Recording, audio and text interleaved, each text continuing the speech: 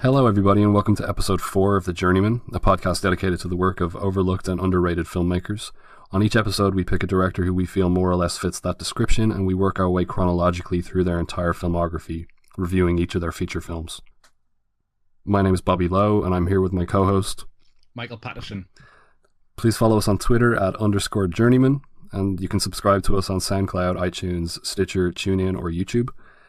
This episode was originally recorded as part of our previous podcast, The Habitus, and originally aired on the 11th of June 2018. Here we review the first 5 feature films directed by George P. Cosmatos, which are Sin from 1971, Massacre in Rome from 1973, The Cassandra Crossing from 1976, Escape to Athena from 1979, and Of Unknown Origin from 1983. And then we're going to pick up at that point on the next episode and complete out his filmography. So first up we have Sin. Look at that cat. He understands everything. If he could talk, what stories he could tell, Meow.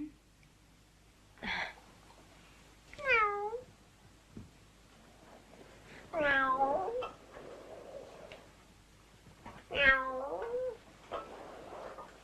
Meow. Orestes kisses Elena too much. You're upsetting my sleep. Meow, you don't care about me anymore. I'm going to scratch these eyes out.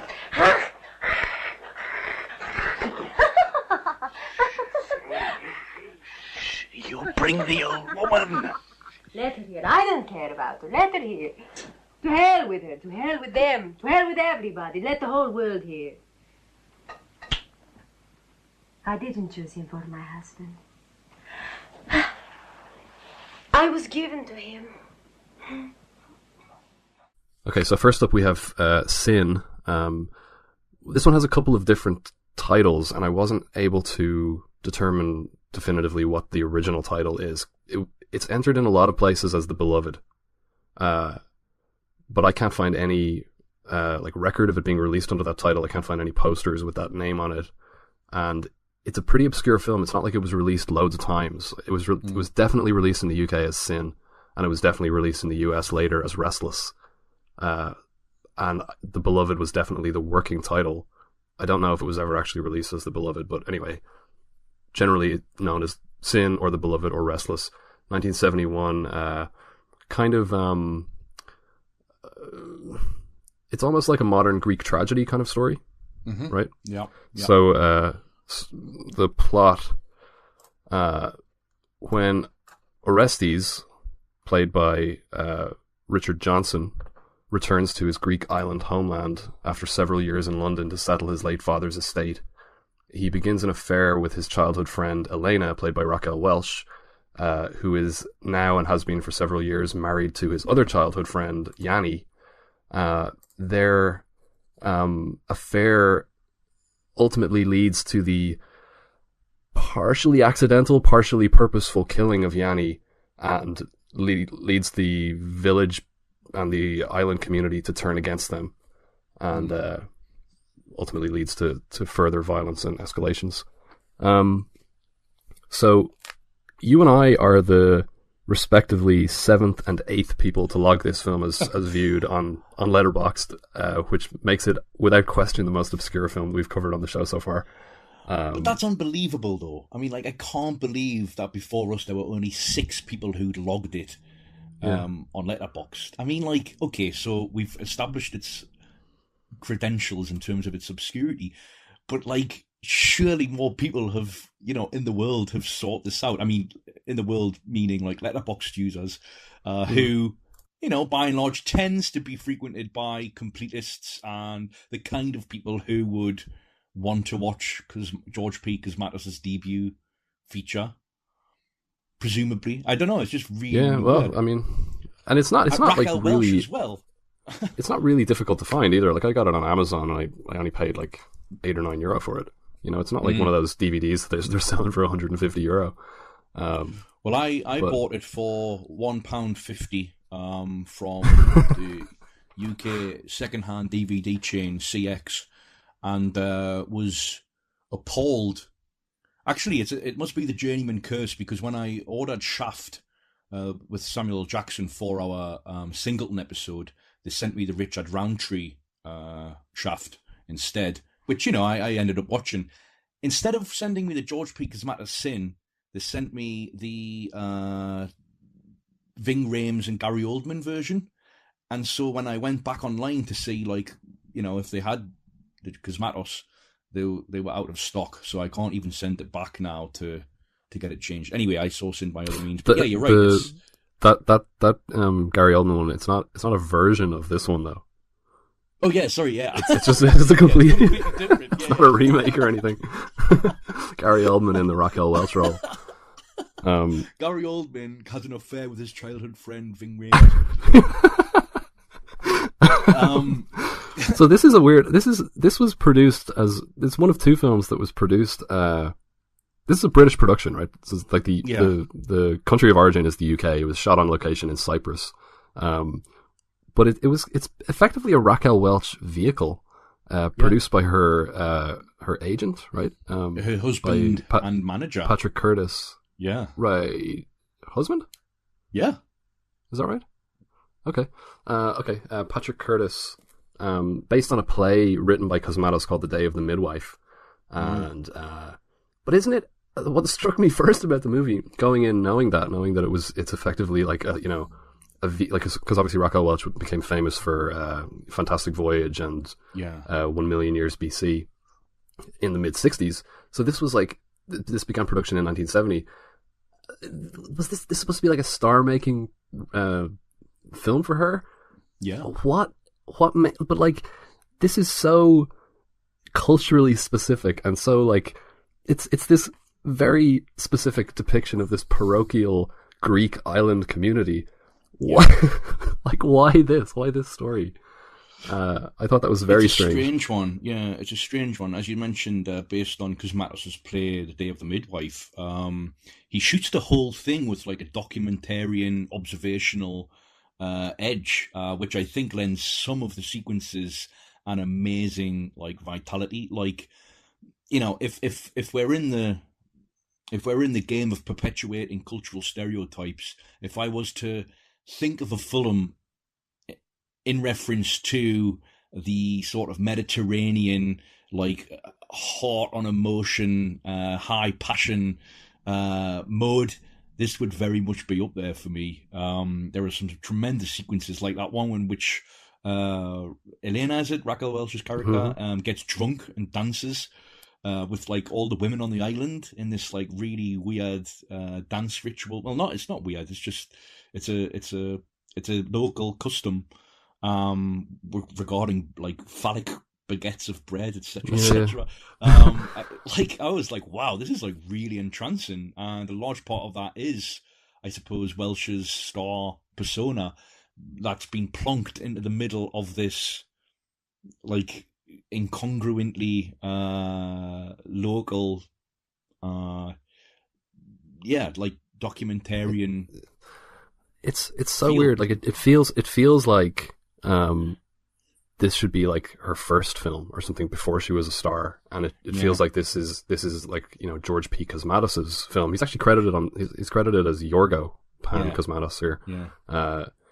But because obviously based on his play and everything, but the project originated from Raquel Welch's end, and it's just hard to understand what she saw this as being a stepping stone to, not only because its commercial prospects seem inherently limited by how culturally specific it is, but also because she doesn't really have a lot to do in the film. She barely, correct me if I'm wrong if I missed it, but I think she speaks exclusively in monosyllables until 45 minutes into the film. I think the first time she has a sentence is 45 minutes in. She barely says a word. She says no and yes and things like that. And it's not part of the plot that she is that way. Her character is not portrayed as being kind of, timid or reserved or anything like that, like the dance sequence that you mentioned. It's the exact opposite of that. Yeah, it's not like Apollonia. So when she actually from, spoke a Godfather, sentence, right? Yeah. No, yeah, when she actually spoke a sentence 45 minutes into the film, I was like shocked, you know, and it was only then that I realized that she hadn't prior to that. And she's top billed, and it's supposed to be a vehicle for her, and yet it's very much, you know, Richard Johnson's film. Like he's the lead. Yeah. It all revolves around him. So I noticed on Letterboxd liked this film. Yeah. I didn't really like it. What did you like about it? I ultimately liked it. It's, you know, thin plot, executed extremely well, I felt. There's that Christian, you know, I keep mentioning Christian Petzold. I'll make a fan of him. I'll make a fan of him one of these days. You make him a fan of me. Because it reminded me of a moment in Jericho, Petzold's film, and it's a pivotal moment in this film when they're at sea and Yanni goes into the water, falls into the water from the boat, and he says, you know, I can't swim. How his wife Elena didn't already know that, I don't know, but having, you know, mid-affair, Elena and Orestes realised that, you know, as you mentioned, he falls in by accident, but it's like, oh, do we save him? Do we not? Is this like an opportunity to sort of, you know, live happily ever after?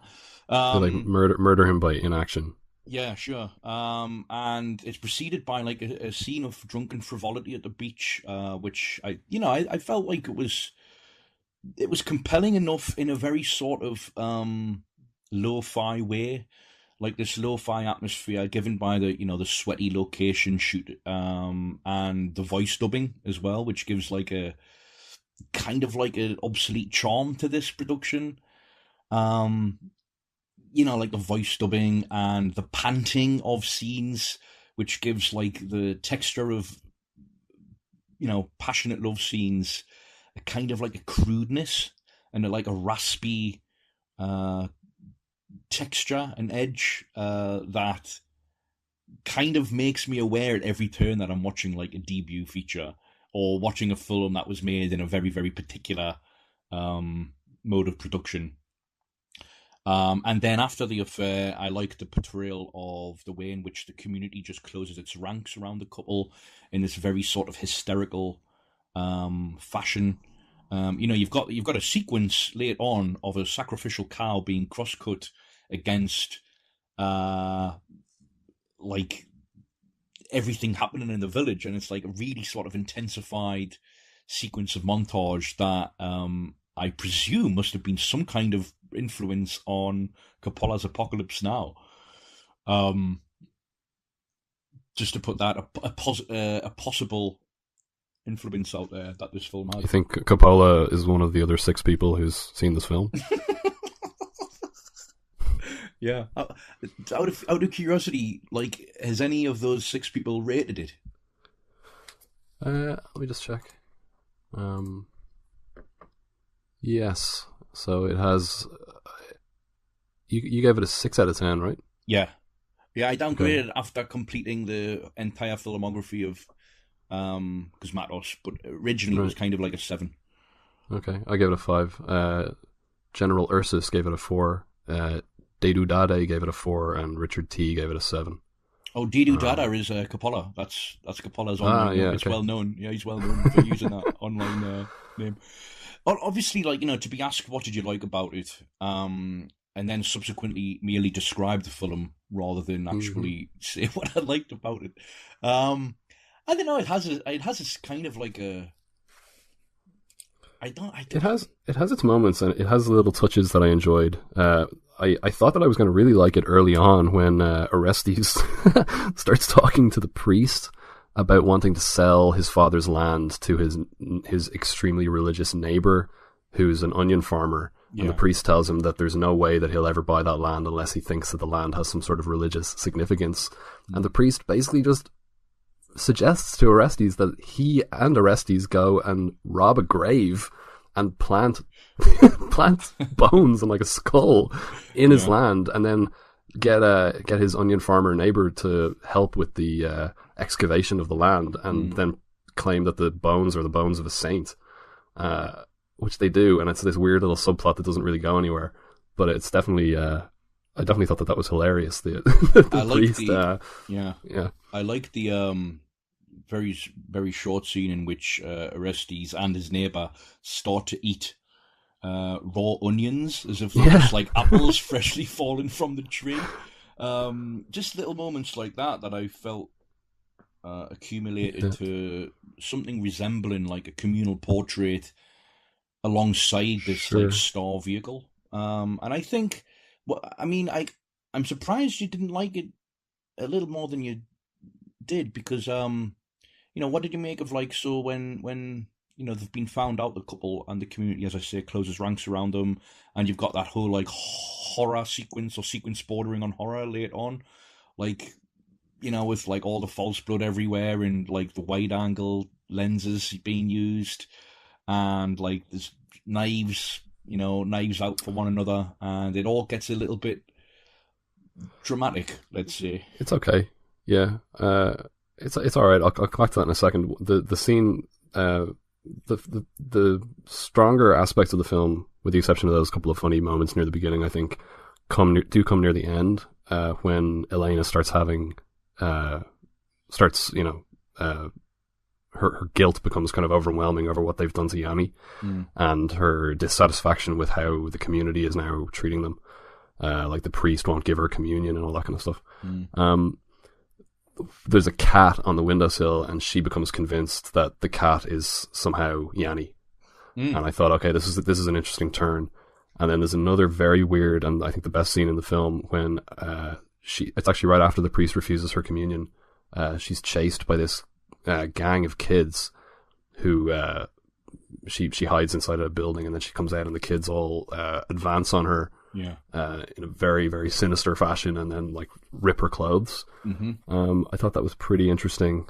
Reminded me a little bit of have you seen Ryan's Daughter? No, I haven't. It's a similar kind of community judging and punishing a sort of fallen woman in that kind of way. That reminded me of that scene. Also the best scene in that film. And I liked when Orestes tries to leave and the villagers all try to stop him, and like one guy stands in front of him and sort of presents him with this big fish. It's pretty funny. And the like I said, it's kind of like a modern Greek myth. It has that kind of, Greek tragedy sort of feeling to it. Yeah. And it literally being, set in Greece. It is set in Greece, isn't it? It was shot in Cyprus, but it's set in one of the Greek islands. Yeah. But it does. It has this kind of, particularly as I said in the latter half, it has this not entirely successful, but at least demonstrates aspirations toward working in a kind of mythic register that I responded to. But for me, the film is fatally flawed, to the extent that I can't really say that I liked it. And the problem is, the film opens with shots of 3 kids like running and frolicking on the beach, and those kids we take them to be Elena, Orestes, and Yanni as kids. Okay, and the film ends with the same images, but that's all the insight that we get into the relationship between those 3 characters prior to Orestes' return to the island. And when Orestes returns to the island, he is just like an asshole. He walks into Yanni's home, like supposedly his best friend who he hasn't seen him in years, and he just insults him. He talks about like, what else was I going to do? Of course I stayed in London. I'm going to come back here and be a peasant farmer. He starts eyeing up Yanni's wife immediately. Starts an affair with her. It's Raquel Welch. Yeah, but and also then Elena, is supposed to be Orestes' childhood friend as well, but for all the film presents us with them as adults, they may as well have never met before. She may as well just be Yanni's wife. No, that's true. That's true. It is underwritten and under-dramatized. It's enormously underwritten, to the point that, like I said, Raquel Welch barely speaks a word until 45 minutes into this 83-minute film. Yeah. And, we get the beach shot, but we never get a sense of Elena, Orestes, and Yanni's friendship, or whatever triangle dynamic there was between them, and that is crucial to what happens, and it's just omitted. And like I actually went and corrected the plot synopsis on Letterboxd because it was actually incorrect. It said that Yanni was the person who had returned to the Greek island, so I rewrote it. Right. But it originally said that he found himself drawn back to his teenage passion, Elena. Now, the kids that we see at the beginning and end aren't teenagers. And I don't see any. I don't know who wrote that synopsis, but like to take it as suggested that he Coppola said it. So, like we only see them as kids. Like, are we to take it that they had some sort of teenage relationship? Are they former lovers? All we get from Elena is that she says that she never loved Yanni, but that she was in love with some guy named Yorgos, who we never meet. And it just, like, there's just this void at the center of it. Like, you have to have that. It's crucial. And it's just not there. And, on top of that, you have the fact that Raquel Welch is famously not a very good actor. And, the whole, like, emotional weight of the film ostensibly sits on her shoulders, and it's just not there. Yeah. So I was kind of picking little bits of, like I mentioned, the cat scene, the scene with the kids, the scene with the grave robbing, the scene with Orestes trying to leave the village, and things like that. But like the three central relationships, like Orestes Elena, Yanni Elena, and Orestes Yanni, they're all just not there. For me, at least. Well, there you go again, ruining my appreciation of a film. Let's talk about the mother character, actually, because we didn't mention her. Yanni's mother. I must confess, I thought she died, and then she's all of a sudden alive again. No, she had a stroke. Okay. Outside the door, right. She has a stroke from the shock of realizing that her son has actually been murdered by Elena, who I think we're to take it that she has never really been all that fond of Elena.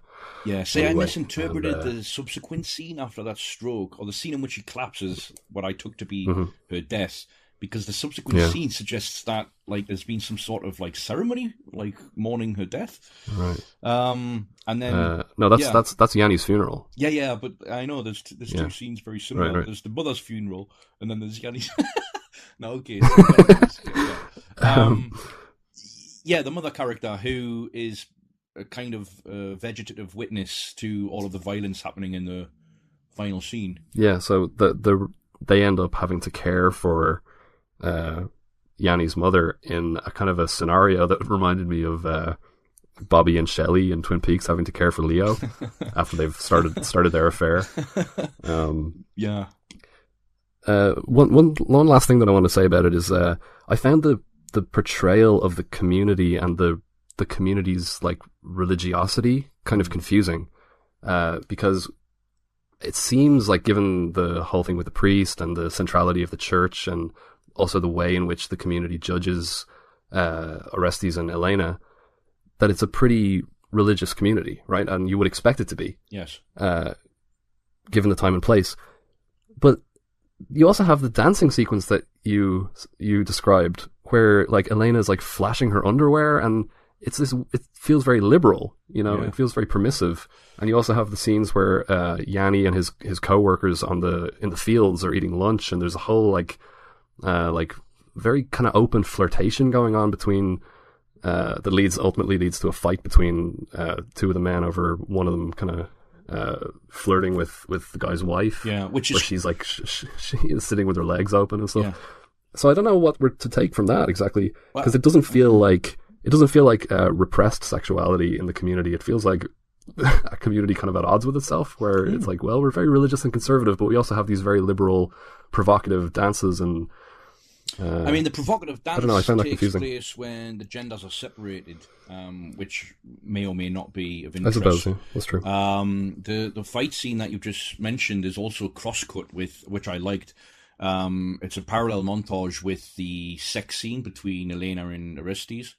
And there's this idea of like the whole island's impulsive persona kind of operating in sync almost. So you've got, like, the blood running through the veins that leads to violence, as well as, like, an affair that shouldn't be happening at the same time.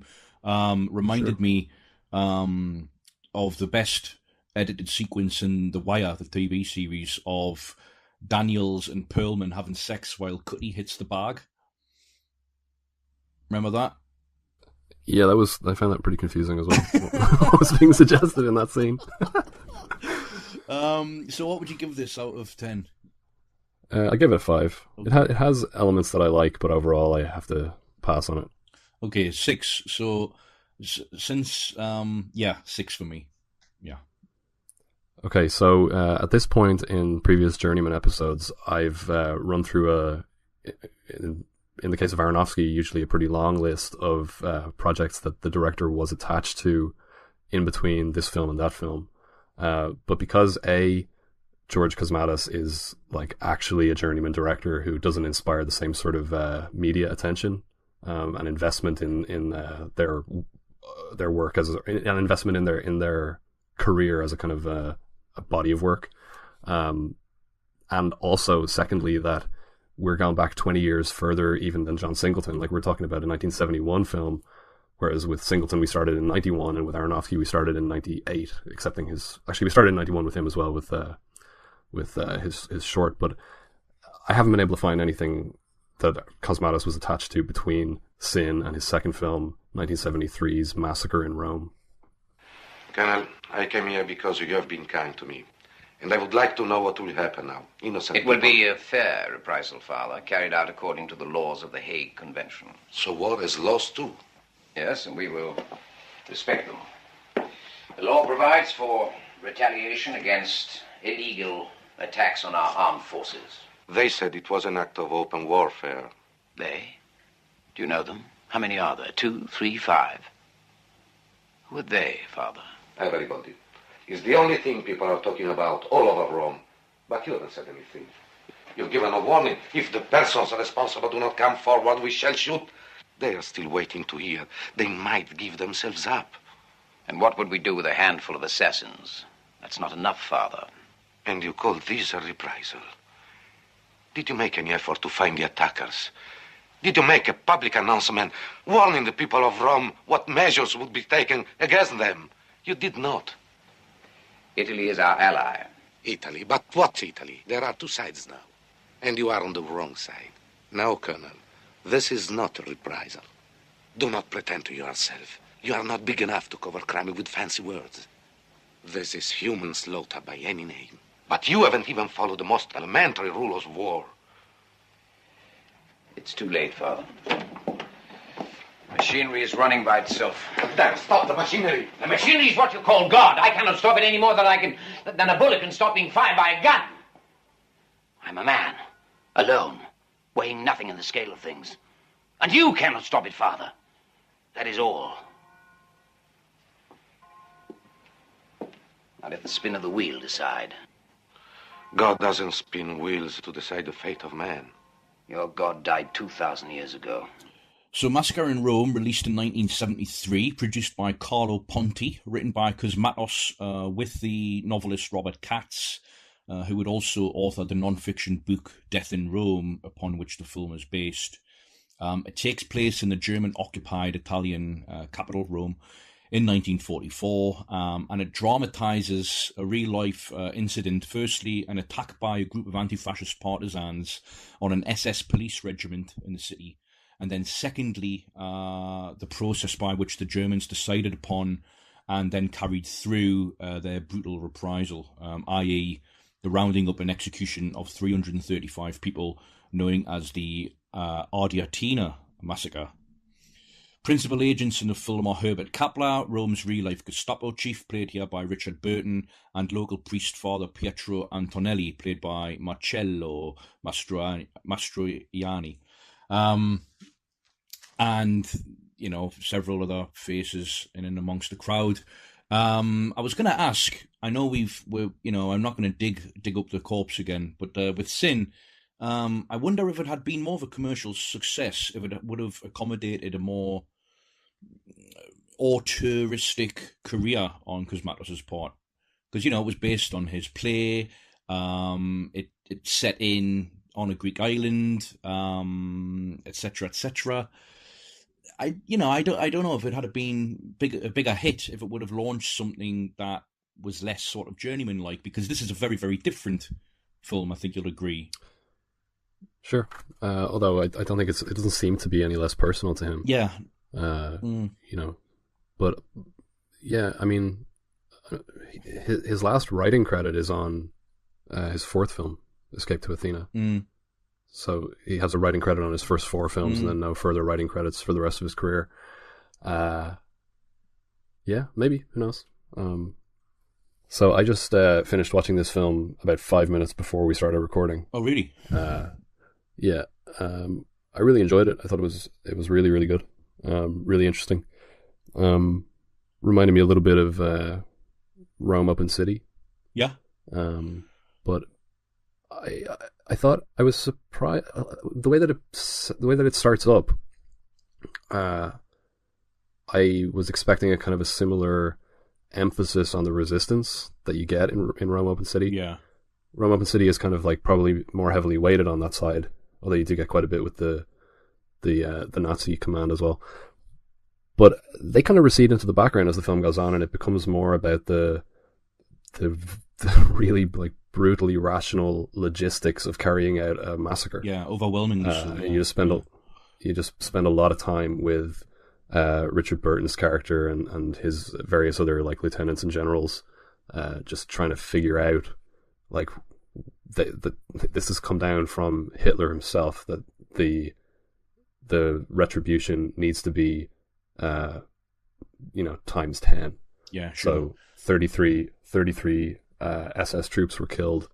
They need to kill 330 Italians, and they're struggling to put them together. You know, he's making lists of, it's almost like doing a budget for something. You know, it's like, well, we can get this much money from here and this much money from here. It's like, well, we can get 7 people from this jail. We can get 15 from here, and then we can get maybe 50 from here. We'll fill out the rest of that with Jews. And it's just like incredibly cold and disturbing in its coldness and its banality, and the theme that emerges throughout the movie that I responded to is the system versus the individual, and the idea of like being sort of a cog in a machine, and that's like how Richard Burton's character justifies his action, not justifies his actions, but sort of exonerates himself and absolves himself. So let me ask you a question. Kapler, in real life, by all accounts, was the diametric opposite of the way Burton plays him. Burton plays him as this, and he's written as such. He's a weary, practical, pragmatic soldier who recognizes that the Reich's falling and the war days are coming to an end, and he believes the fall of Germany is imminent. In real life, he was, I think, a lot younger. He was zealous. He was very much the kind of figure that would be appointed as the Gestapo chief in Rome when Germany began to occupy it. Now that decision from a script's point of view, I've seen criticisms of the film made around that his character should be more sort of less relatable, more sort of brutal and ruthless, and more sort of in line with how the historical account of Kapler reads. I know what I feel about it. I think it's to the film's advantage that he's made, in air quotes, relatable. Yeah, I was surprised actually how borderline sympathetic the portrayal of the Nazi and SS characters was. But I think it definitely makes the film kind of feel more unique. But I think that decision to write him like this and to play him like this underscores what you've just said, which is why I asked, like, the banality of the evil.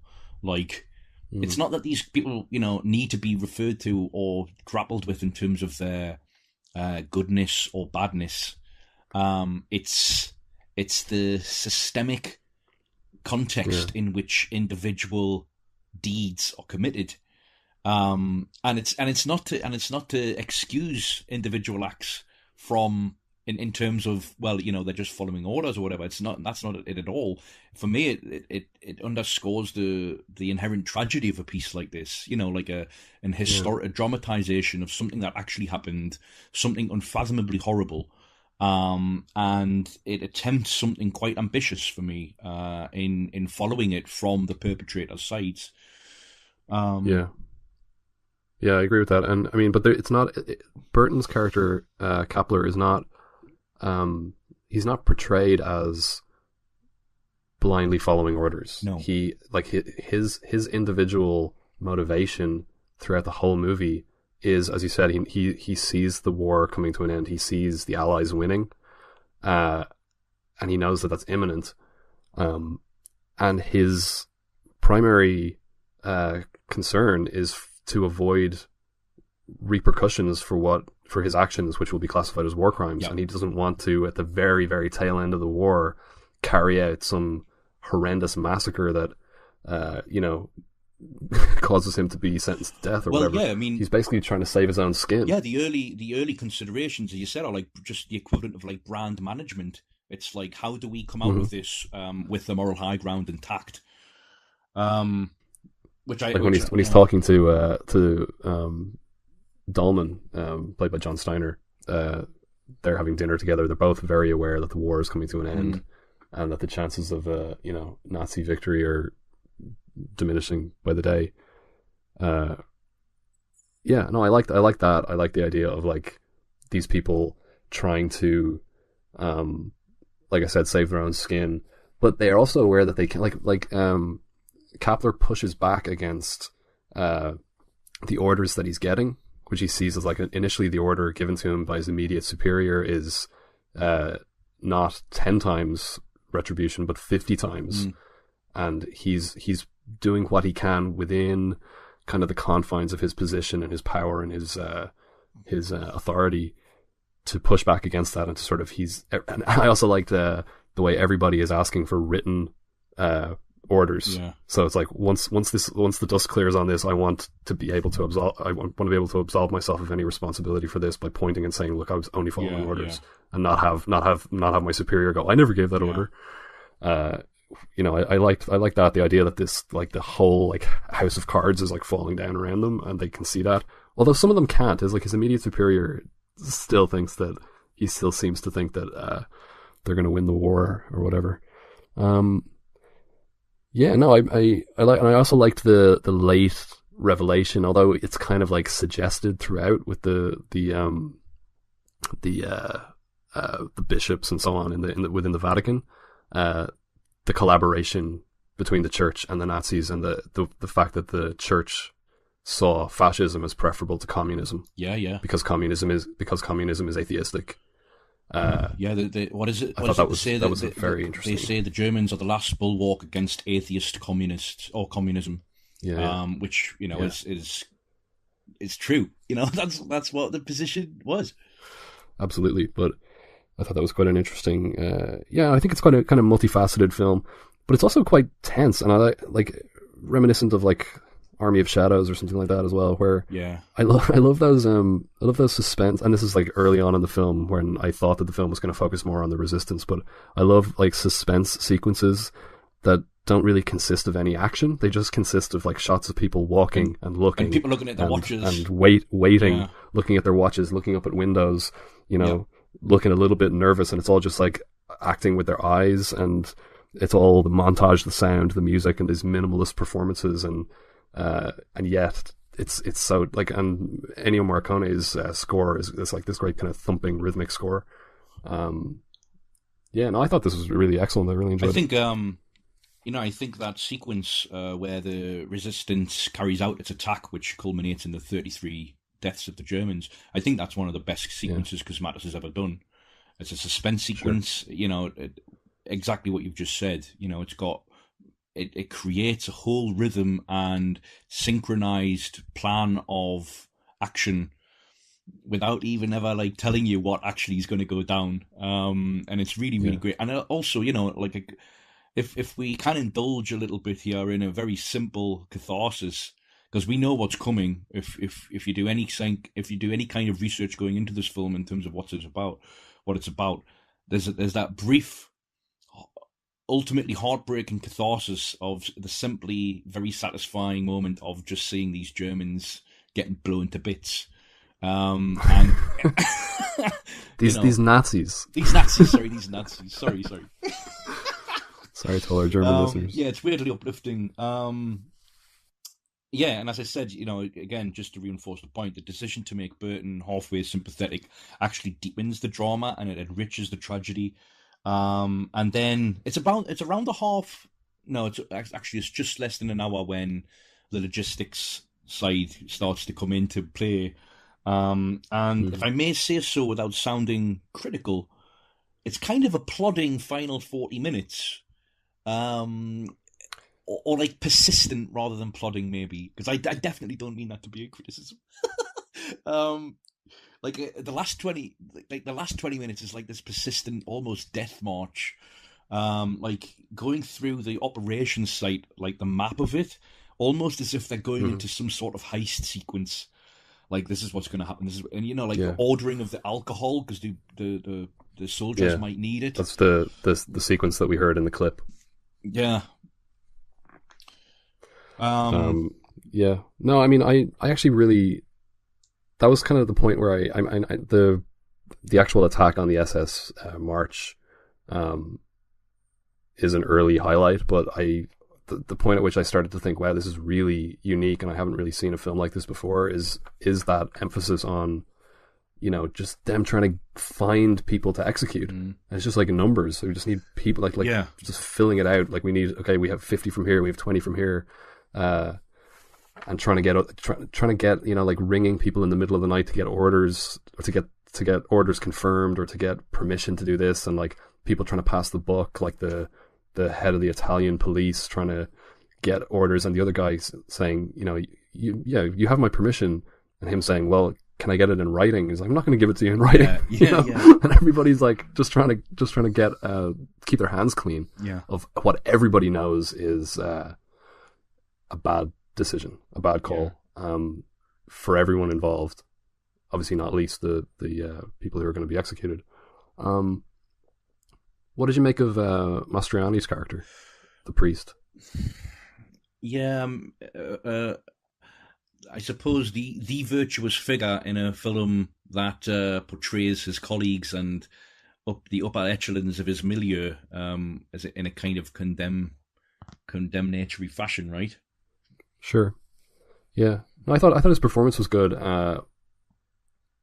Yeah, I mean, you need somebody in the church to absolutely, to highlight the disgust, to give you that kind of side. And I think particularly later on, his exchanges with Burton are really electric, and that's the point at which the human scale here just disappears into the horrors.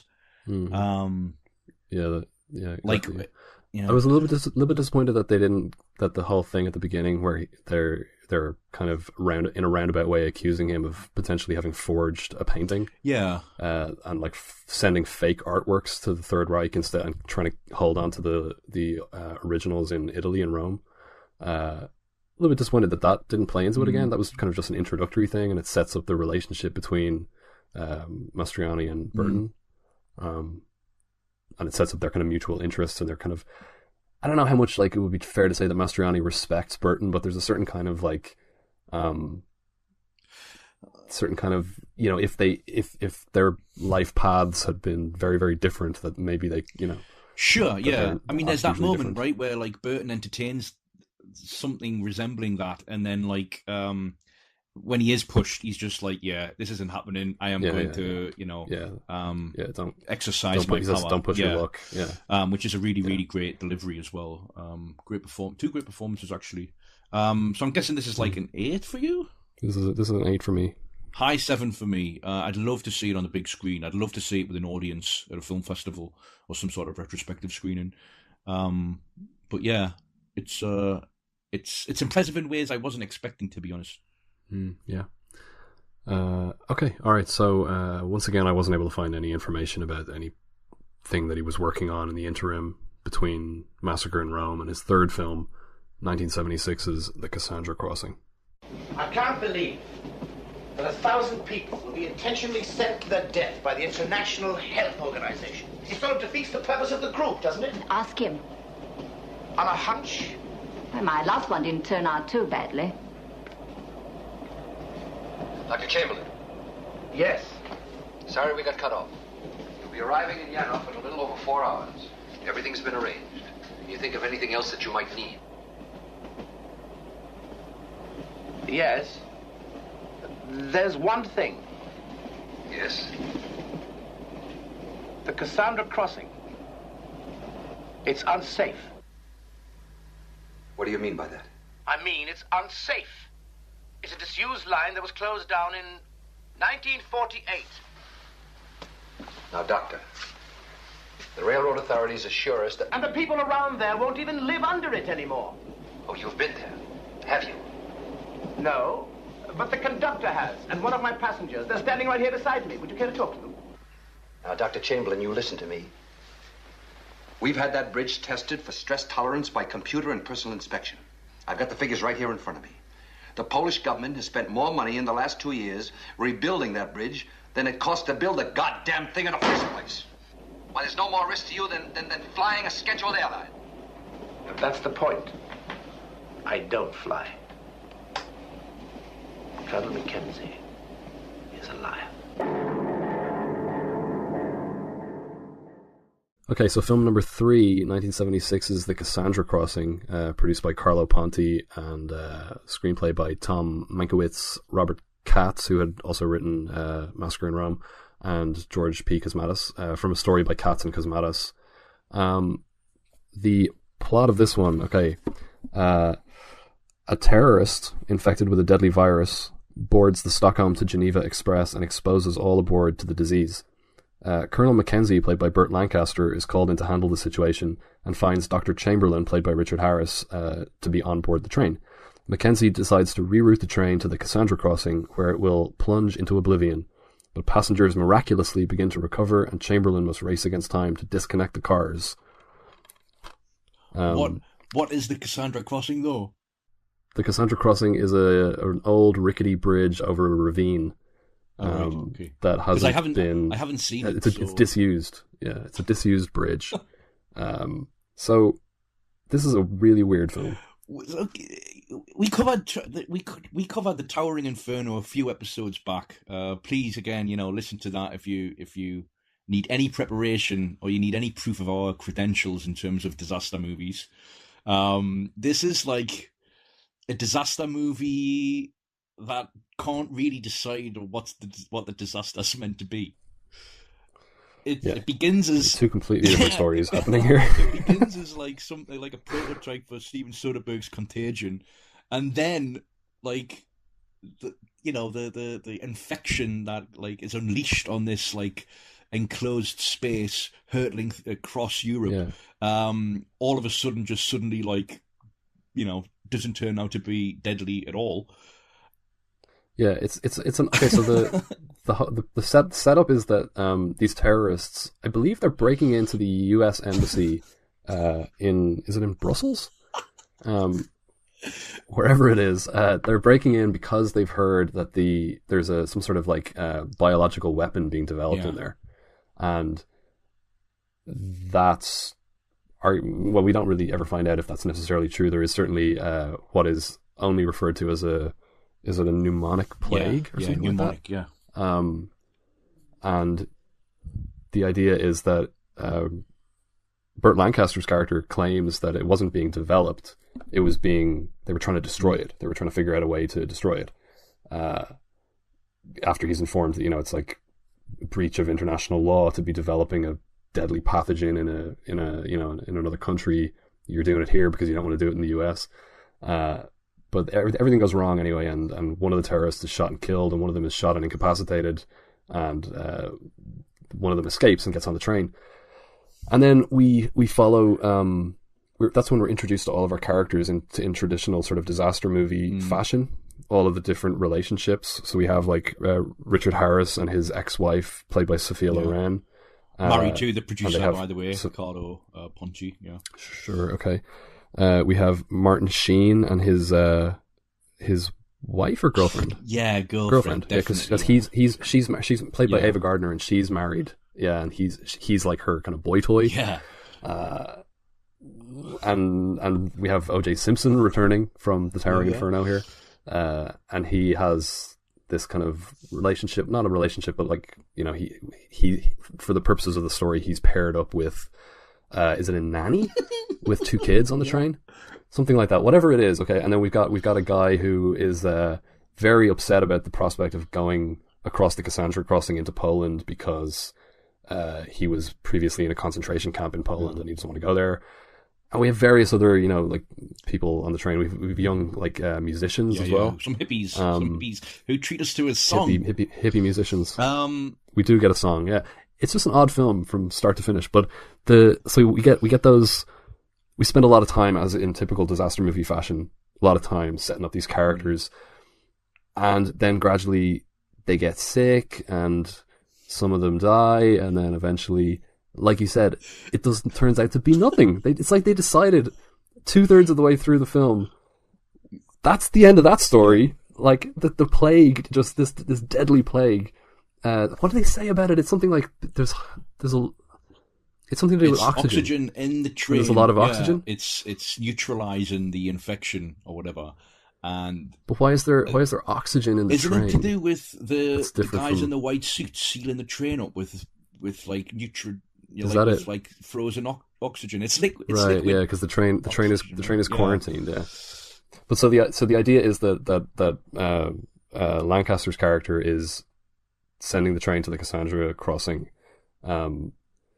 They basically just want to bury the whole thing. Yeah. They don't want this getting out that there's this you know, that they were developing or whatever, storing or researching this deadly pathogen in Brussels. But people just spontaneously start recovering. Yeah. Okay, but before we even get to that, so when we talked about the Towering Inferno, and like we talked about, you know, other disaster movies from the period and later, like things like the Poseidon Adventure and stuff like that. When you when you're talking about like the forces of nature, like fire and water and things like that, there's a sort of kinetic, physical quality to watching people trying to survive something like an inferno or a flood or a sinking ship or whatever. When it comes to a disease, what the characters are actually doing is just sitting around waiting to get sick. Yeah. Or being sick and just sweating and sitting and lying down, and there's no energy. It's incredibly lethargic, the entire thing. It's just a lot of like, oh, now 50 people are sick, and like there's this, what does he say, a 60% infection rate or something like that. So, you know, it's like a 6 out of 10 chance, and like 6 out of 10 people on the train are going to get sick, and like you just kind of have to hope that you're not one of them. You're naturally immune or whatever. But it's just really not, because like you mentioned Soderbergh's Contagion, which is a film that I really like, but Contagion is this panoramic like portrait of like institutional responses to an outbreak, and it's really interesting in that respect. It's more like along the lines of, its sensibility is more along the lines of something like The Wire, where it's like, well, if this event took place, this is how this institution would respond, and this is like, and all that kind of stuff. This is not. This is like a contained, like survival thriller on a train, but they're just sitting around for most of the movie. How did you find the midsection of the film when everyone's just kind of sitting around sweating? Kind of like interminable. Did you mention, is it the guy who's doesn't want to go back to Poland is Lee Strasberg, right? Hyman Roth from Godfather Part 2. The guy with watches. Yeah, that's right. Yeah, so every time we see him, he has a watch to offer or steal, or and it's got these wonderful little comic touches, the kinds of, you know, corny little character details that, as you mentioned, you know, are there in the Towering Inferno. But then, I mean, it's almost as if they cottoned on to the fact halfway through production that this isn't quite cinematic enough, and therefore we can't like stop the film. We can't like start from scratch. So we then have to introduce something else that will ensure the extremely well done, I think, climax of the film. Yeah. And it becomes like this. I mean, I was reminded of the train level on GoldenEye for the Nintendo 64, like with all of these guys in white suits, well, they're in protection suits, aren't they? From the they're infection. like hazmat suits. Yeah, that's right. And armed with machine guns. It turns out O.J. Simpson's like a brilliant, because he plays like a priest, right? No, he's undercover as a priest. He's undercover, right? Sorry. Missed that. He's undercover as a priest. He's trying to. So he's investigating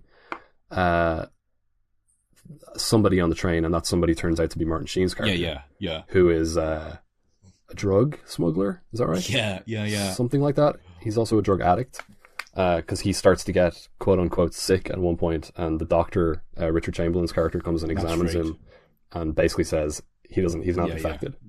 He doesn't quite tell us what's going on, but later on, when we discover that he's a heroin addict or whatever, and he's actually just undergoing withdrawals.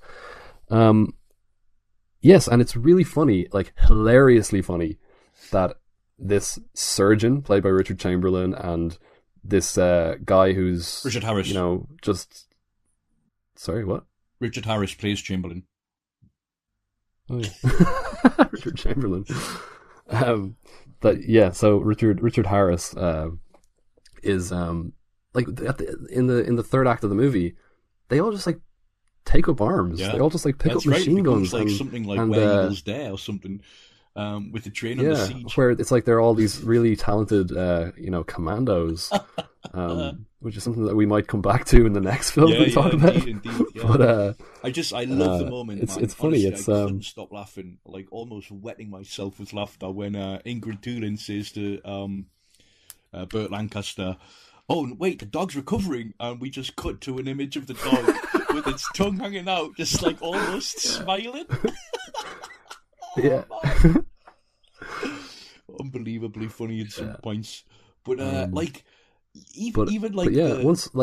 it gets really silly like that, I started to really I've been a little bit disappointed in the midsection of the film, where it's like, okay, we're getting the combination of the typical disaster movie kind of soap opera stuff, and on top of that, they're not even fighting a fire or trying to survive a flood or an earthquake or something. They're just being sick. They're just like running temperatures, It's really not very energetic. It's inherently lethargic, because people are just literally like losing their energy and like lying down. So when it does kind of just go for broke with the silliness, and like has Martin Sheen like scaling the outside of the train because he's is he a mountain climber or something like that? There's something about that, at that point I started to really enjoy it. Great advertisement as well for Adidas sneakers, because he wears a pair of white Adidas, and then is unfortunate. Can we kind of reveal what happens to Sheen? Yeah, of course. Yeah, he's just blown away. Yeah, like as in he's shot. Yeah, he doesn't just blow off the side of the train. It's amazing, though. What an amazing moment. He was just blown away by the wind. Amazing. Yeah. So I mean, you have so the action, quote unquote, through the midsection of the film, it consists of, because the epidemic is inherently an invisible disaster. Yeah. The action consists of people waiting around to get sick, as I said, and also then people performing kind of fairly esoteric research or experiments and like taking bloods and looking in microscopes and looking at slides and things like that and examining people, which is, then requires exposition for us to understand what they're doing. It's very low energy in the second act.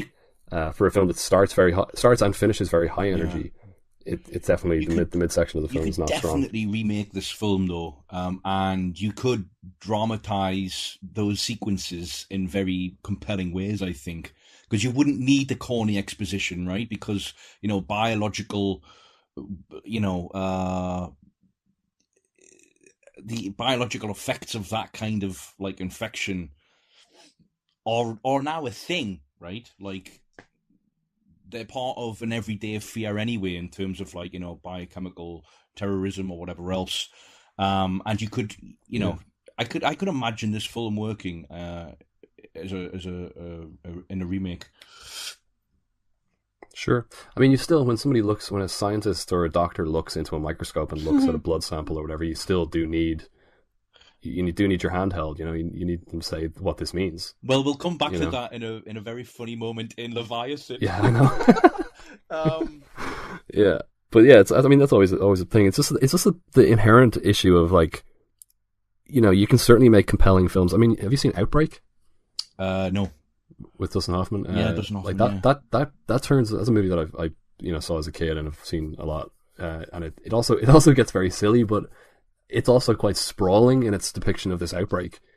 So it doesn't have that sort of we're actually just stuck on a train waiting to get sick. The train thing, I don't know, it just doesn't really work. And it's like the reason that it's a train is because you want the race against time at the end with the Cassandra Crossing. Sure. Although it Yeah, wouldn't get any better if it was a ship or something with everybody getting sick on a ship. Yeah, sure. No, I mean, like I like ostensibly train-bound thrillers. Yeah, I was really excited to watch this. Yeah, I thought that sounds great. Yeah, amazing. Yeah, and I don't think it's bad. I don't think it's a bad film. No, I don't think it's bad. I actually would come down. I give it a 6 out of 10. So I kind of liked it. 6 out of 10 chances of surviving the plague. Isn't that the probability that you just mentioned? Yeah, that's 60%. Yeah. Mine would also be a 6. Although I do think the high points of the film, but for that middle segment, the high points are kind of great. I mean, like that shocking, very impressive finale of the train, and the bridge collapsing. I watched it a few times actually, and I was like, "Wow, that's like really, really well done." Very well done, yeah. I don't know what scale miniatures they used for that. Do you know? I don't know. I was trying to figure out with similar to you. Sorry, for Towering Inferno, when you were trying to gauge by the size of the flames on the models. I was trying to gauge it by the size of the splashes in the water, and I couldn't quite do it. But Ron Goodman shot the aerial views of this film as well on Wescam. The aerial shots, directed by Cosmatos, but shot by Ron Goodman. That's a trivia for you. Some trivia. Yeah. Okay. All right. Well, once again, I came up empty-handed after my dive into the Variety and Hollywood Reporter archives, which, once you go back to the 70s, they're just so incomplete. So his fourth film was 1979's Escape to Athena.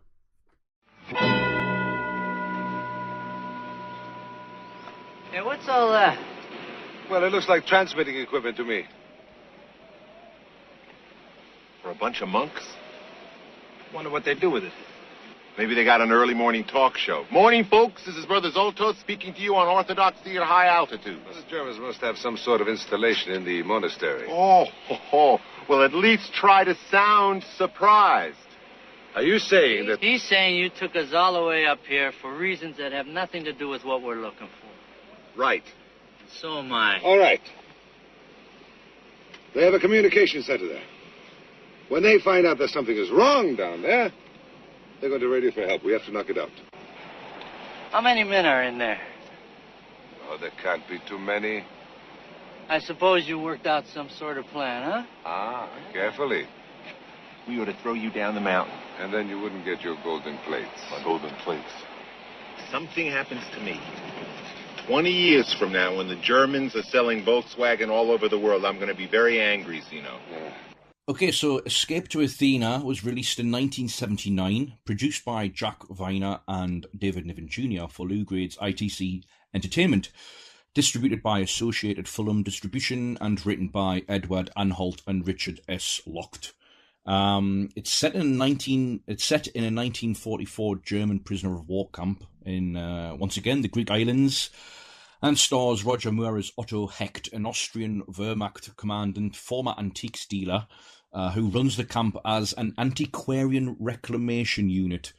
Among his prisoners are Professor Blake, played by David Niven, the producer's dad, who's also an archaeologist, Sergeant Judson, played by Richard Roundtree, an amateur magician, an Italian chef, Bruno Rotelli, played by Sonny Bono, and then the cast is completed, I suppose, by the presence of Zeno, the island's resistance leader, Telly Savalas, his girlfriend, Eliana,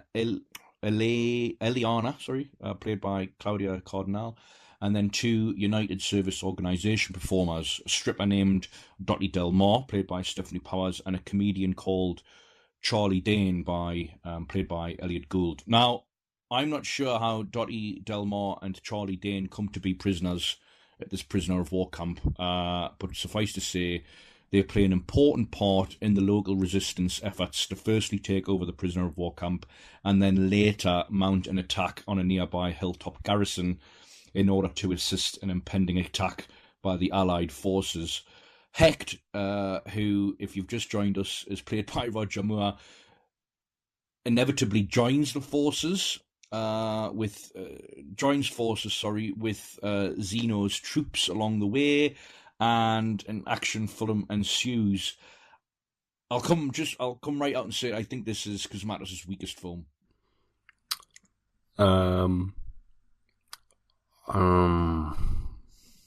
It's well, maybe we'll rank his films at the end, but it's certainly not his best. Yeah. Although I saw your rating for this, like you watched it before me, and I saw it, and when I started it, I was like, oh, I'm actually going to like this. Yeah. I thought it was. I liked the tone of it at the beginning. Wow, I hated the tone of it at the beginning. Oh, really? I found that the tone was distracting me from even following it on a scene-to-scene plot level. I was like, what the fuck is going on here? Like, I found it really, really difficult to orient myself. Like, tonally so jarring, like this, like, implied hanging of islanders with, like, When the Saints Go Marching In playing, like, this like really upbeat tone. It's like, and it has this gorgeous, like, sweeping camera work, this Yeah. picturesque these helicopter shots, like, circling around the beautiful architecture and landscape of the island. And yeah, the Saints Go Marching In, the buoyant music. And I don't know, I liked, that's kind of what I liked, is that awkward, Yeah. What you've just mentioned there, the aerial view of the prisoner attempting to escape through the town, and it's like done in this like really brilliant, like what suggests itself as a long take, pans and tilts and whatever else. Like, that's why they call him George Pan. It's quite amazing, but before he became George Tilt, it's. Yeah, I mean, it kind of falls apart for me as soon as, like, Roger Moore is introduced. Like, Roger Moore is a Wehrmacht officer. Like, yeah, I was surprised. I thought he was going to be, like, a British... Yeah, he'd be even when he showed up in the Nazi uniform, I thought, oh, he's undercover. You know? Yeah, absolutely. He should really be doing a better German accent. Yeah. But yeah... I totally agree. But, like... So did you think this was funny at all? I don't find it funny. Like, so, Elliot Gould, with us again from California Split from a few episodes ago. When Gould shows up, I'm like, oh, here we go. This is where, like, the fun begins and all that. I just, like, hanging around with, like, baseball, like, varsity jacket and a Yankees baseball cap. I'm just like, it's like from a different film, man. It just doesn't meld together at all for me. Did you find it funny? I found parts of it quite funny, yeah. The first time I laughed was when the kid runs up to the Nazis in the car and knocks on the window, and they roll it down. And he just spits in their face and runs away. But that actually results in the hanging of the old man. Yeah. And they have this. She's not a stripper, is she? Well, she does perform a striptease at one point, but I think yeah. she's does some sort of diving performances or something like that. She's an underwater dancer or something like that. Whatever she is. There's a very funny gag where she walks around the corner and there are these guys, and they're like, one guy is on crutches and he just like drops the crutches and walks after her. Well, I mean, I thought there was some nice visual humor in it. And like the lookout, like leering at her, and when Pierce, I was gonna say Pierce Brosnan, Roger Moore, one of those James Bond guys. He like suddenly looks up at the guard tower, and the guard is like leering over the the edge at her. You've also got the or like or when they put the laxative in the is it in the food or the drink or whatever to send all the guards to the toilets, and one of them runs into the cubicle and realizes there's no toilet paper and runs out and goes to grab the toilet paper and somebody runs in behind him. I thought it was. It's weird, right? Because like you've got this like horrible historical situation, very familiar to us through dramatic scenarios and depictions of it. So ostensibly, a lighter tone might be refreshing. And you've got the dark undercurrents, I suppose, and I don't know if Cosmatos is responsible for nailing those because of his, Greek heritage, and his, other experience in working with that kind of material. But then you've got like the script operating or trying to operate on another level above that, alongside it, and it just doesn't really go for me at all. And a large part of that might be down to like this seemingly star-studded cast, but actually, like, at least from, I don't know if from the contemporary point of view, if they were deemed to be like kind of, over-the-hill performers, but like for me, it's just like, I mean, Roger Moore he has as much presence as like a fucking pencil for me. Just, and he's the weakest. In general, or in Bond. this? Yeah, just in general. Right, like I've never found Moore to have any kind of presence at all. David Niven, I mean, as an action star, I mean, like, playing an archaeologist here. I mean, Richard Roundtree's underused, like, Gould. You've got Telly Savalas, playing Telly Savalas as, Zeno. Yeah. The Resistance guy. Yeah. I've never been a fan of those kinds of films with, like, a motley crew having fun with their, like, action-packed violence. I've just, like, Kelly's Heroes and the Dirty Dozen and all that kind of stuff. But do you not like, what about stuff like, are you talking about Men on a Mission movies? Like, what do you think of Where Eagles Dare? So I love Where Eagles Dare. I wrote about it for Playboy magazine many, many moons ago. Like, I love Where Eagles Dare, but that's like a textbook, like a high example of genre that I don't respond to particularly well. It's weird. Okay. And also, the star power of those films and the relationships between the characters are amazing. Like, Burton and Eastwood in that film have borderline homoerotic tension between them, which just makes it kind of enriches the action. Here, I'm just like, what's Niven doing with Gould and Roundtree and like Savalas? Like, it just doesn't feel like. No. It's like they wanted to make that kind of film, but could only scramble together stars who were either pre-peak or post-peak, and not stars at their peak for me. Yeah. However, okay. However, no, I agree. I agree that the film is a complete, like, sprawling weird mess. It's lots of bits and elements and genre tropes. It feels extraordinarily non-committal. It starts off as a Prison Break movie, and then it becomes this kind of like resistance movie, and then it suddenly becomes like a Men on a Mission movie where they have to go up and take this monastery at the top of the mountain, and it's just like, and meanwhile, the plot becomes fractured, and everybody is off doing various different kind of minor cleanup operations because they've discovered that there's this U-boat that's supposed to be passing by or docking or whatever, and they need to make sure that doesn't happen. So that some of them are going up to disable the communication center in the monastery on the mountain, and some people are going to blow up the refinery or something like that. Like, whatever they're doing, it just feels like busy work. Sure. It feels like, we've already accomplished our mission. We've already taken the island, and now we need to do these little kind of like, we need to just mop up. It feels very bitty. So you have the whole, like, the action scene with the frogman who, like, kind of slipped through the net, and they're fighting with the frogman down by the beach, and meanwhile the others are up at the monastery taking the most poorly defended fortress in the history of cinema. So you have, like, nothing feels fully articulated, nothing is all that compelling or satisfying, and what you do have is, like, some nice details, which I think I've actually noticed that throughout all of Cosmatos' films, is that there always are, like, nice little details in the way that he puts the scenes together. I think that there's some nice comedy not all of it lands, and none of it is like hysterically funny, but I do think there are some good jokes in here. Some of the action is very well directed, some nice visuals, striking shot compositions, and again, like a kind of like an affable sort of tone to it as well. That I find it hard to like take offense to. You know, I mean, I know that you said that you find the tones clash. I didn't really find that. I kind of get the hanging thing at the beginning. It's a bit too dark maybe, but the rest of it is very kind of like light and breezy.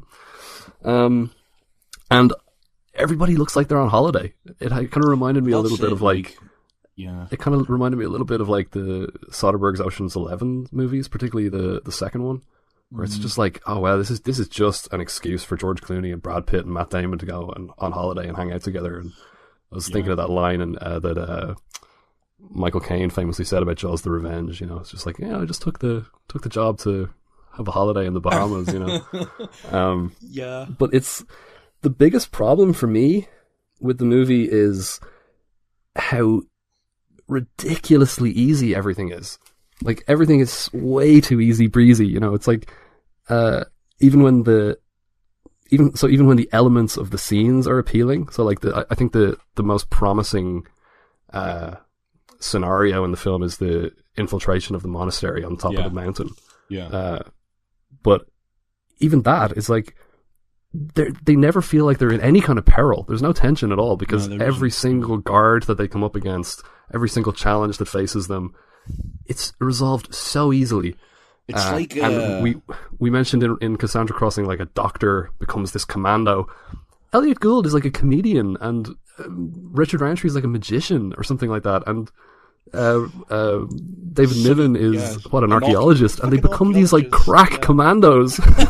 And like, you know, the scene with the motorbike chase, which is also a very well directed action scene. It's I thought great. It's a standout sequence. Very visually kinetic and exciting, where Elliot Gould suddenly becomes this like ace driver and crack shot. You know, why? But there's in a way that's kind of appealing, though. It's in a way it's kind of like charming that the filmmakers are that kind of like generous and optimistic about people's potential ability to perform in these situations. There's something kind of like naively charming about it.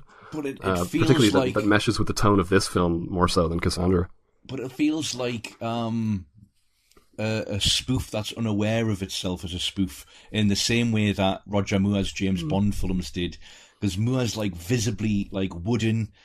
He's not a great action performer, and it limits him in terms of what he can do, and I think the same can be said for Niven. Like, Gould physically has that potential. Yeah, sure, man, he's young enough in it, but like he doesn't have that kind of presence. He's not a natural performer in that way. And I think the reason why the bike sequence, the bike chase is the standout, is because it's a chase, so you can edit that and you can get a real visceral energy to it without there needing to be any sort of like acrobatics performed. Although obviously the bike is going over washing lines and everything, so it's not like a physical combat that's stretching credulity. It's something that's in the actual purely cinematic grammar of the sequence. But it just feels like a film that had torn between. I'm torn between saying having too big a budget and lazily padded out, or not a big enough budget to acquire the store value that a production like this perhaps needs. I don't know. It's just weird. It feels like. Would you have preferred?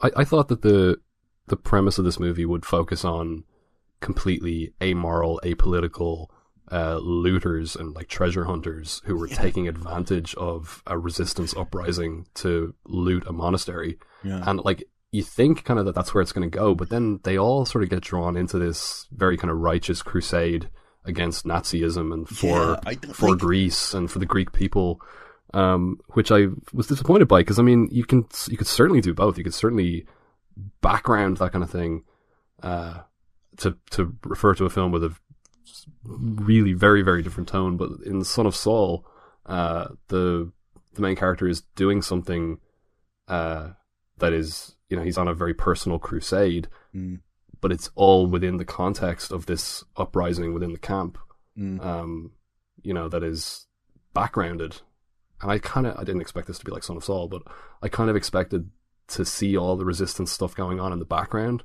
But instead, the treasure hunters, the looters, all sort of get kind of tricked almost into participating in it. Yeah, and I feel like a film, 1979. I feel like it's a film made at the tail end of a genre, and rather than being made in and amongst it, and it feels like the kind of film that's made in the wake of something rather than like. I've just said the same thing twice, but like phrased differently. But you know what I mean? Like it's just it just doesn't really feel in any way engaging. Or, I mean, I didn't hate it though. Having said that, I found it just funny enough, just affable enough. I wouldn't, but like I this inevitably happens when you like or dislike something more than someone else. I feel like I liked the film. I feel like I'm coming across as though I liked the film. And, I wouldn't go that far. I gave it a 5 out of 10. Yeah. So it's not. I wouldn't say that I liked it, but I also wouldn't say that I disliked it. Yeah, well, it's a 5 for me. It's in that liminal space for me as well. But you sound like you disliked it. Well, exactly. So inevitably, I'm coming across as like some hater. But I suppose I opened proceedings with this is his weakest film, which doesn't necessarily mean it's terrible. But would you say that you disliked this? No, because if I did, I would have to be a 4. Yeah, but that's what I'm asking. Because I would you say? No, I give it a 5. Okay. I will say this: it's of all the 10 features I've watched in preparation for this episode, it's the one I remember least. And I'm talking about it like days after watching it. Right, I took notes on it. I can't remember like certain sequences in it. So maybe it was the mood I watched it in, something like that. But I don't think it was. I honestly think it's just so unmemorable in large stretches of it, despite standout moments that are stand out because they're so disproportionately brilliant alongside everything else. But Roger Moore, man, come on, jeez, how did people not realize that? The guy just has no presence. I don't think I've ever. Was he? What are his Bond films? Oh God, was he in Thunderball? No, that's Sean Connery. That's the fourth. That's Connery. That's the fourth. Yeah. No, I don't think I've seen any. Live and Let Die, Moonraker, to A View to a Kill with Christopher Walken. You've not seen that one with Grace Jones? I don't think so. See, a lot of the 70s and 80s. Oh yeah, no, I think I have seen that, but I'm like a lot of the Bond movies from the 60s, 70s, particularly the 60s and 70s, and even the 80s. If I've seen them, I've only seen them in part. Like I've seen like an hour of one on a Sunday afternoon or whatever, but I never sat down and watched all of them, or many of them even. So yeah, I actually know Roger Moore probably best from Boat Trip, the Cuba Gooding Jr. comedy from 2002. Wow. They used to be on Sky Movies all the time for some reason. One thing I wasn't able to confirm this, but the sound of the alarm going off. Do you ever play Commandos, the PC strategy game from that sound? It sounds exactly like it, and I wonder is it sampled from this film? It was sampled, right? Yeah, because it sounds like when the alarm went off, it was like that's the alarm from Commandos. Yeah. Yeah. Okay. So that's a 5 for both of us. It's weird that it's a 5 for both of us, and yet it seems to have been the segment on this episode so far where we've been most polarized. Such is the nature of the. I wonder if you need more time to get to grips with your new rating system. Yeah, maybe. Should we move on? Let's move on. Oh, sorry. Actually, I wanted to say one more thing on that. At the end of the film when they discovered that there's some sort of plot to use I can't even remember, to be honest. It's something to do with using the monastery as like a missile launching site or something like that. Yeah. There are these like stormtrooper type soldiers dressed in all black with these like blast visors that come out with the missile. The design of those soldiers is really strikingly reminiscent of a design used in Cosmatos' son's debut film Beyond the Black Rainbow. Oh, right. For I can't remember. There's a figure in the facility where the film is set. It has exactly. I think he's red, not black, but he has the same kind of mask and everything. So it seems like that was a homage to his father. Which from that, I presume you've seen it. Yeah. Oh, right. I haven't seen it. One last thing as well. You had one. I've got one. The I think this film's most famous for its in-joke of having William Holden show up for a line where Elliot Gould's like, "You're still here? What are you doing here?" Oh, yeah. Which is obviously a reference to Billy Wilder's Stalag 17. Yeah. Okay. Nothing to report yet again between his fourth film, Escape to Athena, and his fifth film, 1983's Of Unknown Origin. In the 14th century, the rat carried the bubonic plague flea that killed 1 out of every 3 people from India to Iceland. Yeah, it's true. Can you believe that? The most horrible catastrophe in history. Over 1/3 the entire population of the civilized world destroyed by rats. Not bombs, not guns, but rats. You take your average rat, it can wriggle through a hole no bigger than a quarter, swim half a mile and tread water for 3 days.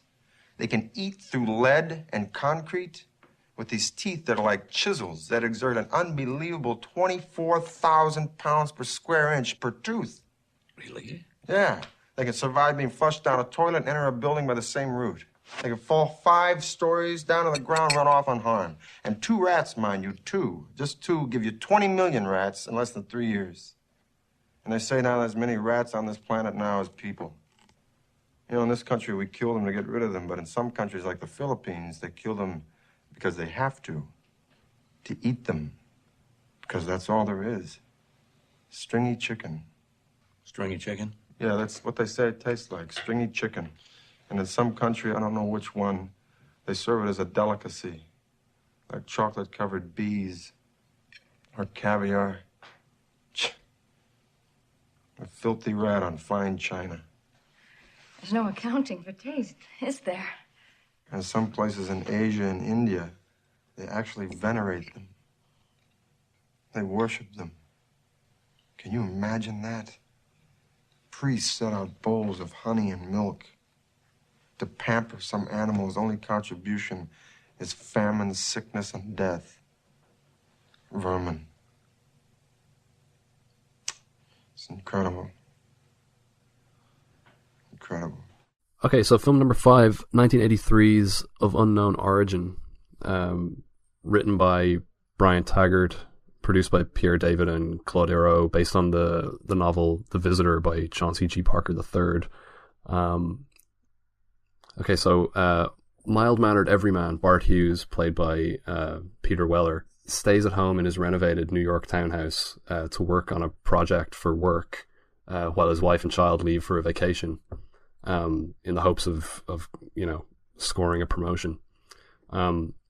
He soon discovers that the house is in... Well, I was going to say the house is infested. No, there's a rat in the house, and he gradually becomes more and more fixated on exterminating that rat, to the point where he becomes obsessed and starts to lose his grip first on his life, his work, and eventually his mind, and ends up destroying the house that he has just finished renovating.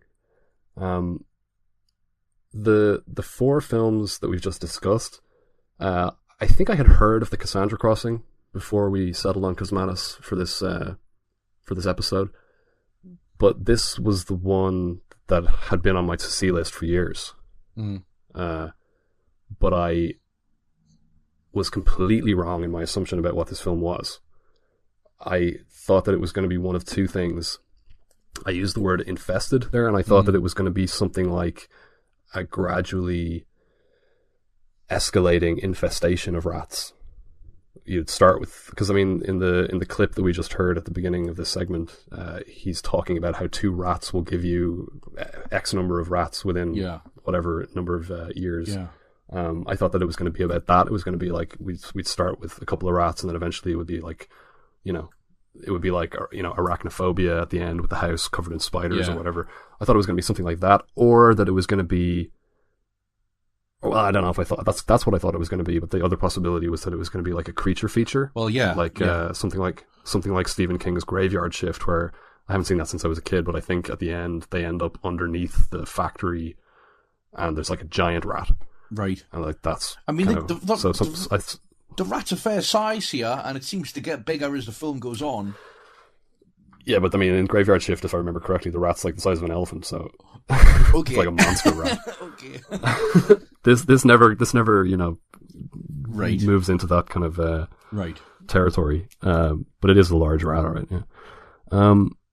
So it's not like that at all. It's not a creature feature. It's not really. It's a psychological horror film, right? It's about the breakdown of this character's mind. Yeah. Yeah. No, yeah, I agree. Yeah. It's very different. Well, so it wasn't on my radar at all, right? I didn't know it was about a rat. So halfway through the film, I began to make connections between what was happening in the house, filmed in Canada, by the way, but set in New York. What was happening in the house, and then what was happening in this continuing, increasingly jokey MacGuffin in terms of what's happening at work, this project that he's working on, and the stress that he's feeling in relation to that being compounded by his increasing obsession with the rat at home. And at the start, when we start to see, like, the rat's paw, the tail slithering and all that business, I wasn't, even then, I wasn't aware that it was going to be a rat. So I had to adjust to the initial disappointment that it was something that was actually known. The whole title's, from the title, I presumed that it was going to be something far more sinister and less banal and everyday than a rat. I like the film, though. Yeah, I mean, the title of the novel that it's based on, The Visitor, seems more appropriate to it. Of Unknown Origin feels like it's selling you something else. In fact, that's probably why I expected it to be an infestation film, like a natural horror infestation film, where the infestation was of unknown origin.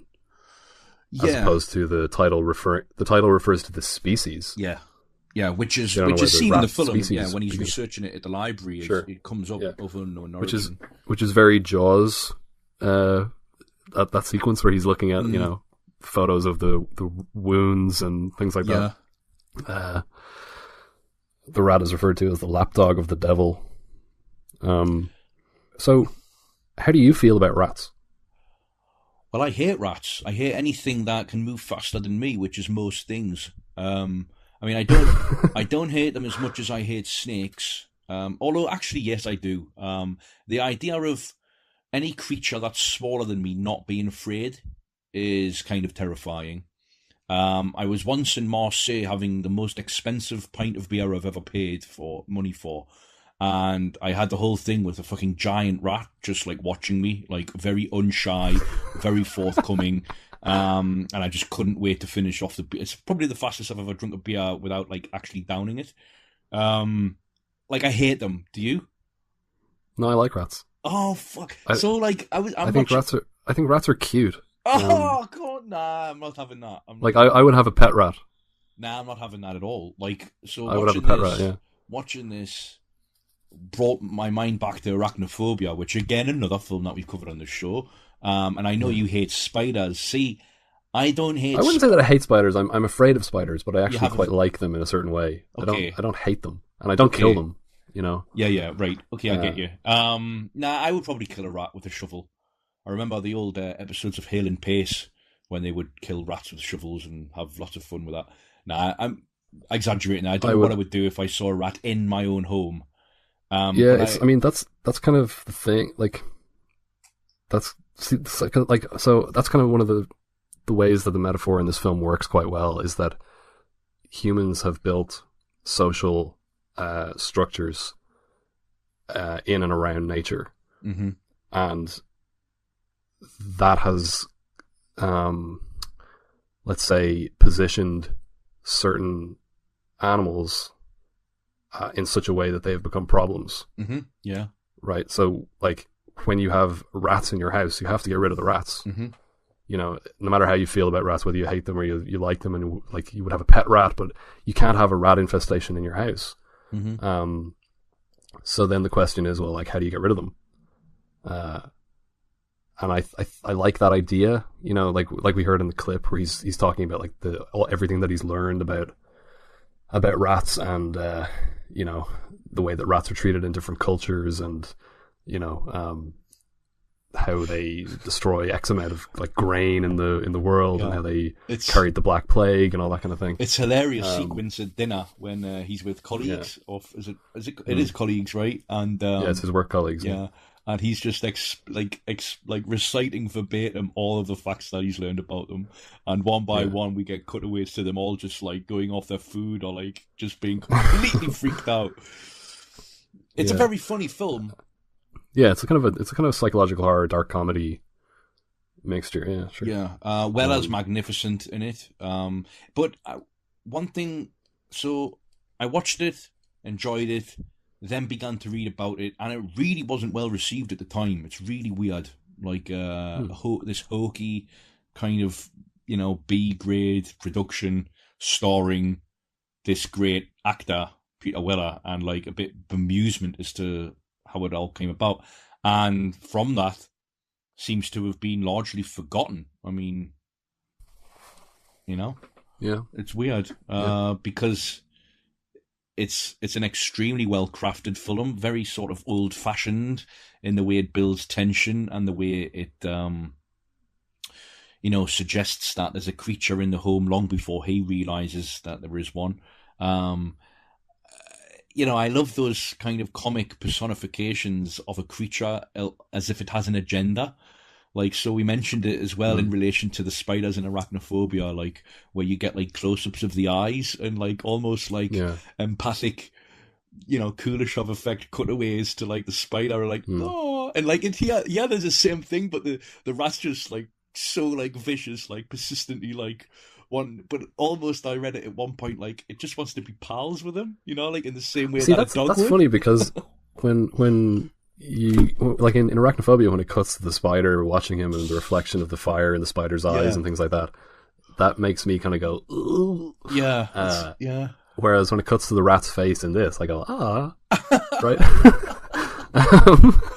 So the rat thing doesn't, I don't have that rat phobia at all. There's a personality, but I get their use. Yeah, I get the use of the rat as a metaphor in this way, as the problem animal, and the way that he's kind of built this structure, this house, and has to destroy it to get rid of it. It reminded me a little bit of the film with Thomas Jane from last year, 1922, based on the Stephen King novella, I think, where rats are used in a similar kind of way to represent the character's guilt over the murder of his wife. But the rats are kind of coming from everywhere. They start coming through the walls, and it's a different sort of use. But that's kind of what I expected this. That's kind of the place that I expected this to go. I was surprised as the film went on when I realized that there was never going to be more than one rat. I really didn't I was very, very I really thought sitting down to this that it was going to be natural horror, bordering on creature feature, and it is very much just a psychological horror thing. It's like a lone person going crazy in their home, which is kind of reminiscent of Roman Polanski's Apartment trilogy. Well, not really Rosemary's Baby, but like The Tenant and Repulsion. Or The Shining, the character locked in an isolated space, and the space kind of becoming, I keep saying this, but like an externalization of the character's deteriorating mental state. So he starts to destroy his house, and he has a model of his house inside his house, and at the end, when he finally does kill the rat, he destroys the model as well. It also reminded me a little bit of Caddyshack, where there's a subplot with Bill Murray. Oh, really? No. Bill Murray spends the whole film trying to exterminate a gopher who's destroying the golf courses. Right. Right. Yeah. He's also reading Moby Dick in this, isn't he? Yes, we had that, at one point. Yeah. So Moby, Ahab obsessed with the whale, and this character obsessed with the rat. Yeah. No, it's really good, and I like the way that it sort of de-escalates in a way. It's like he's very kind of proactively trying to do everything that a normal person would do to solve a rat problem with poison and traps and things like that. But toward the end, when he's destroyed half the house, he just gives up and goes to sleep in the hammock. You know, it's like, that's enough of that. Yeah, and he doesn't have time. It's pretty funny. He doesn't have time in which to clear up the house either, because we hear his wife and child return, and she's like, "What did you do? Yeah, oh, what did he say? I had a party." I think she asked him, did he have a party? Oh, yeah. Or no, does he say that he has a party? Kevin, look what you did to my room. I love the scenes when he keeps going into work and his boss is just like, yeah, please don't let anybody see you like this. Because he's just like increasingly disheveled and really like rather ill looking. And like when he's going down the escalator and somebody just says like, yeah, you haven't done your tie up, something like that. And I like maybe could do with a little bit more of that, like the work stuff. Because, you know, they unfold in tandem, and I think it works really well. But as the film develops, and I realise more and more that the rat thing is just a rat thing, I maybe would respond a little bit more to the work stuff, a bit more. Because at the beginning, you know, it's the frequency primes us in as to the relevance to the story, but as it develops, it then maybe could be developed a little bit further. I don't know, but no, it's a good film, and I really don't get, as I say, I don't get why it's so critically forgotten or not derided, just like not given any time of day really, which is weird.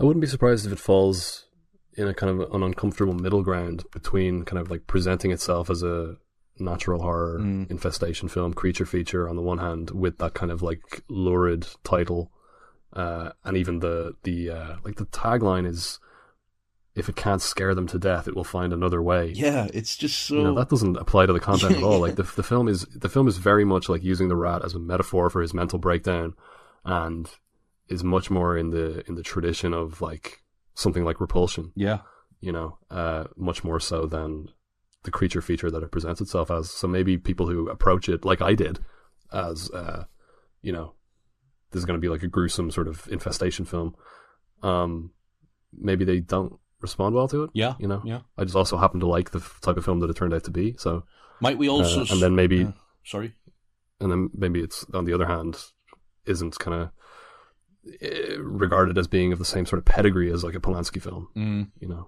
Yeah, on the grounds that the director isn't an auteur who you can then relate. You know, you can't relate this film very easily to something like Escape to Athena, for instance. No. Might we also situate it in a very tertiary way within the burgeoning home invasion film? Sure. So it's an underrated film. Is it a 7, I'm guessing, for you, or an 8? It's an 8 for me. Okay, it's a 7 for me. All right. Okay, so you've reached the end of the first part of our two-parter on George P. Cosmatos. My name's Michael Pattison. I've been here with Bobby Lowe.